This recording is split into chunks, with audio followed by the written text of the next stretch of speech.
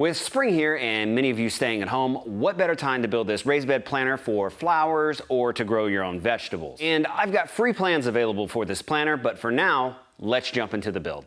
This video is sponsored by Squarespace. For this project, I'm using aromatic cedar I got from the lumberyard, but that's only because the cedar at my local home center was in really rough shape.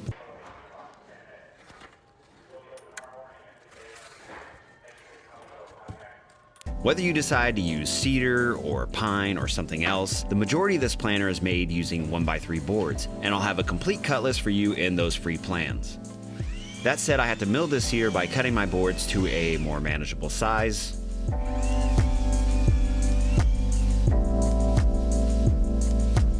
Running them over the joiner to get a straight edge. Ripping them on the table saw to 2.5-inch planks. And planing them down to 3/4 of an inch thick. Again, you can skip all those steps if you just get 1x3 boards. Something to note about the aromatic cedar or the eastern cedar I'm using, while western red cedar is usually more available for outdoor projects at your local home center, the aromatic cedar is also rot resistant and great for outdoor projects. And living here in Oklahoma, it's actually cheaper to buy this stuff than the western red cedar at the big box stores. With my boards cut to 4-foot lengths, I'll first glue up a panel that's 27.5 inches wide, or 11 of these planks glued together. From this one panel, I'll be able to cut all 4 sides of the planter box.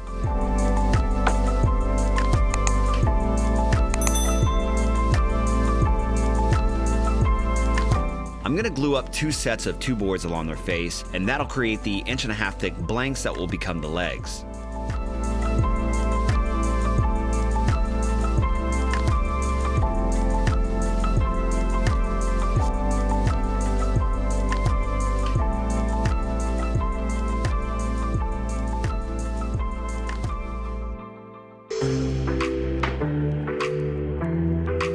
Once the glue was dry, I could sand away the excess glue squeeze out, and despite my best efforts, there were some uneven spots where the boards made together, and I'll need to sand those down as well.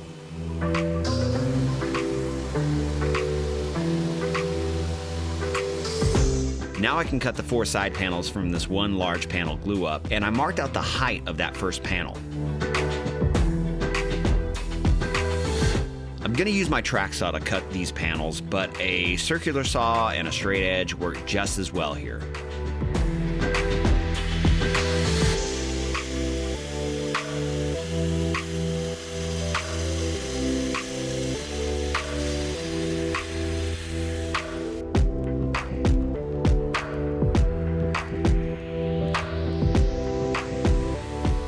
After checking the first panel for squareness and correct sizing, I'll use that to mark the cut lines for the next 2 panels.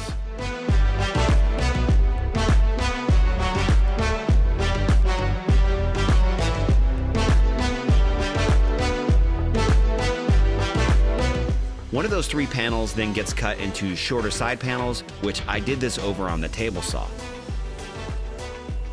I want the legs to be 1.5 by 1.5 square, so I'm using the width of the boards I glued up to set the fence on my table saw before ripping the blanks for the legs. Leaving the table saw fence here, I also cut the top trim pieces to match the width of the legs. And last, I ripped some 3/4-inch wide strips for the remaining trim pieces.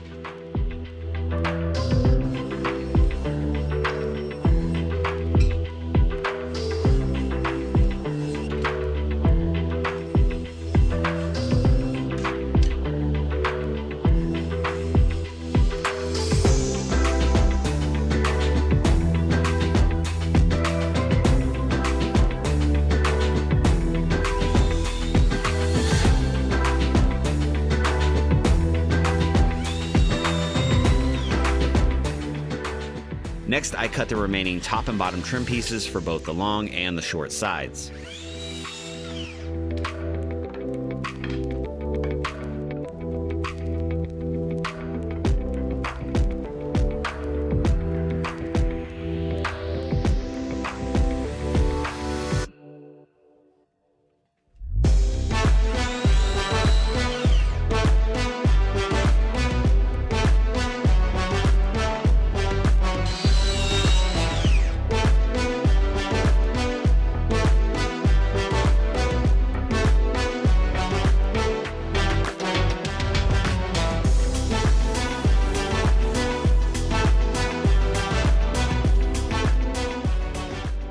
Before moving on to assembly, I'll first mark out the locations for the pocket screws, and that's what's going to hold this whole planter together. Pocket screws are quick and strong, but just make sure to get the pocket screws that are rated for outdoor use. And I might have done some overkill with the number of pocket holes I'm drilling, but when this thing is full of dirt and plants and after it's watered, it's going to get fairly heavy, so I want to make sure it can support all of that weight.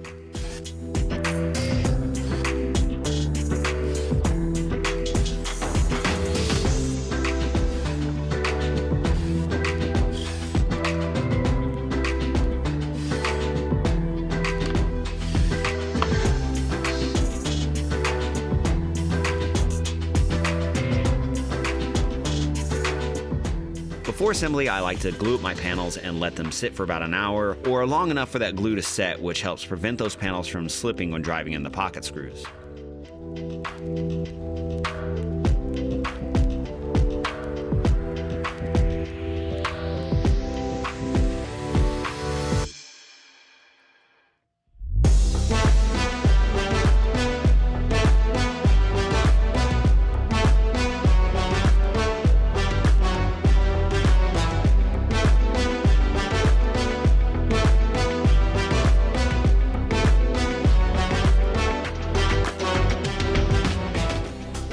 I added those lower trim pieces that sit just flush with the bottom of the side panels, using some glue and a few brad nails to hold while the glue sets.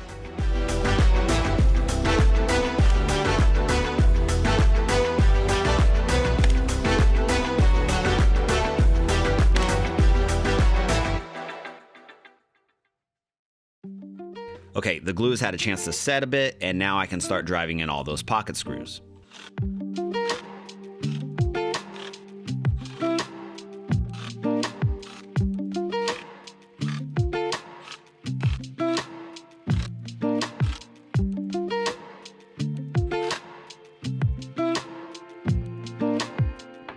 Next, I can join the two long side panels with a short side panel, and I'm using the trim pieces I already cut to position the side panel up off the workbench 3/4 of an inch.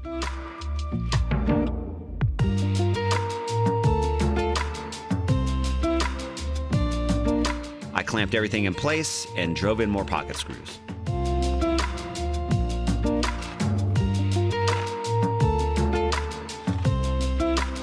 I'm attaching the upper trim pieces to the top of the planter box with more pocket screws, but I only use 3 per side since it doesn't have to support any weight.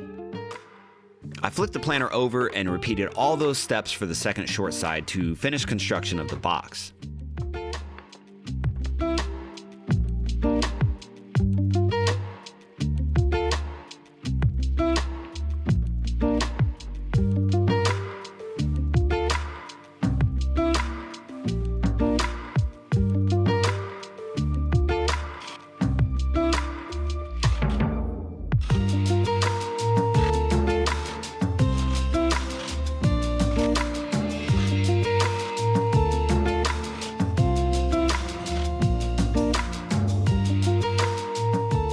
Now that the box is together, I can add those remaining lower trim pieces to the short side with some more glue and brad nails.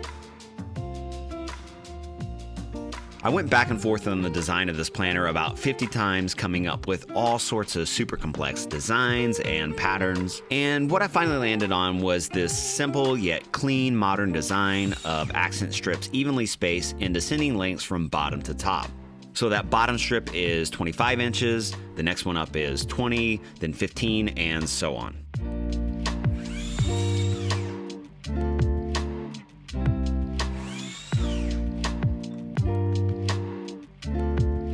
I used some pieces of scrap plywood that I cut into 2 1/4 inch wide spacers, and those hold the accent strips in place while I attach them with some glue and brad nails.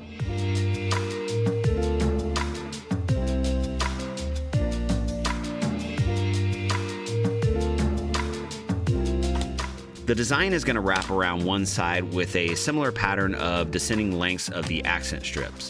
And again, I'll have all those links and a cut list in the build article that's up on my website, which I created using Squarespace the sponsor of today's video. Whether you're a maker like me, run a business, have a blog, or just need an online portfolio, Squarespace is the all-in-one place to build your website using Squarespace's award-winning website design. Squarespace has beautiful templates that allow you to create your amazing website with absolutely no website design experience needed. And you can browse those templates on the Squarespace website and preview them until you find one that's right for you. And trust me when I say it's so easy to use. I created my website using Squarespace 2 years ago, and I'm happy to recommend Squarespace to you. You want to sell products? Squarespace has all the e-commerce tools to get your business off the ground. Need to put on a class or a workshop? With Squarespace, you can add online scheduling and booking. Want to go mobile? With Squarespace, each design automatically includes a mobile version. And let me show you how easy it was to create the build article for this planner on my website. I just start a new article, add the text for each step of the plans, drag and drop in the pictures to go with the plans, hit publish, and I'm done. It's that simple. Just head over to squarespace.com/JonnyBuilds to claim your 14-day free trial. And when you're ready to launch, make sure you go to squarespace.com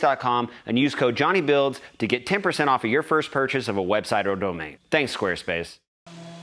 Okay, now it's on to the home stretch, and I can use my sander to clean up the strips I just installed and flush up anywhere the strips are sitting a bit proud of the legs.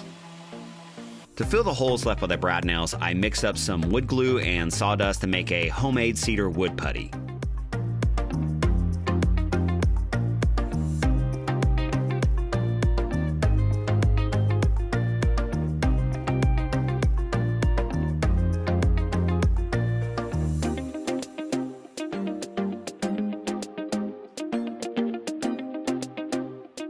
Moving on to the bottom of the planner, I had ripped some strips to 4 inches wide. You can do this as well, or use a few more of those 1x3s to accomplish the exact same thing.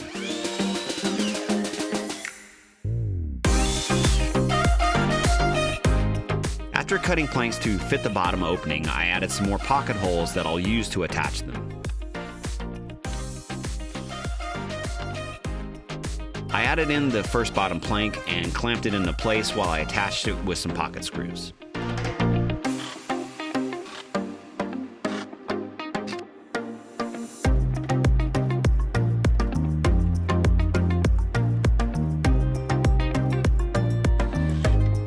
As I add the remaining planks, I'm spacing them about 1.25 inches apart, which is still going to provide the support I need for all that weight, but also allow for some drainage. Next, I sanded up the entire planner to 180 grit, making sure to clean up all the excess wood glue from filling the holes.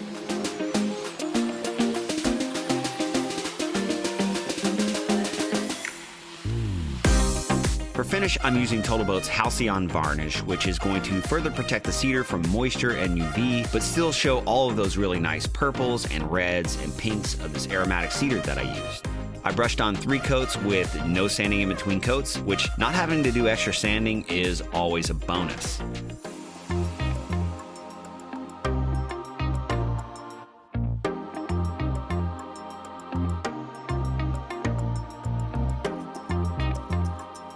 To give the planner more support for the dirt along the bottom, I first added a layer of this nylon poultry netting mesh and attached it with some staples. And I'll have a link for the netting that I use along with all the other materials and tools used in this project down in the description below. Next, I added a few layers of this polyethylene black plastic and attached it with some more staples.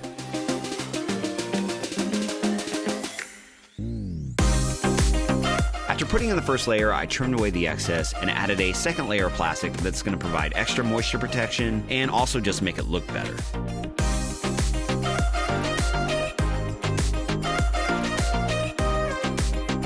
I poked some holes through the bottom for drainage and took the planner outside to stage.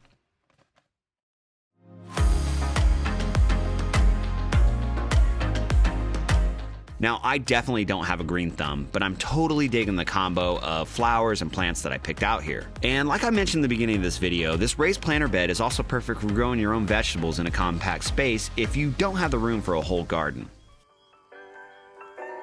I really love how this raised bed planter turned out using a wood that's often seen in more rustic style builds, but here it's perfect for this modern simple design. I'll call it rustic bohemian modern, or Rust Bomo, which I'm sure will be the next big design trend, but probably not. Hey everybody, thanks for watching. I've got another video I think you'll really enjoy queued up right here and here. Also, I've got a whole list of cool projects coming up on this channel, so make sure you get subscribed by clicking down here. And as always, if you watch to the end, comment this. Thanks for checking this one out, and I'll see you back here next time.